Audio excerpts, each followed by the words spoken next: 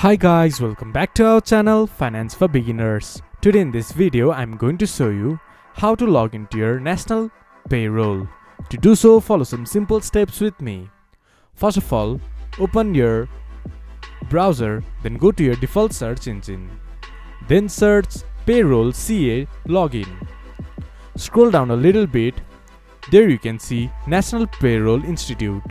Click to login or directly go to payroll.ca/signin. Once the page has been loaded up, this type of interface will appear in your screen. From the right side of your screen, enter your NPI number, then enter your password. Once you have entered your login credentials, click to sign in.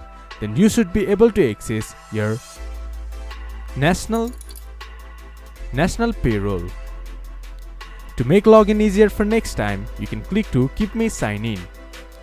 But I do not recommend you doing it in a public computer or shared device.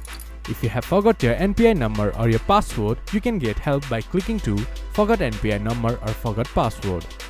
This much for today's video. If you guys find our video helpful, please leave a like and comment. And do not forget to subscribe our channel and hit the bell icon. I'll see you guys again in our next video. Thank you for watching.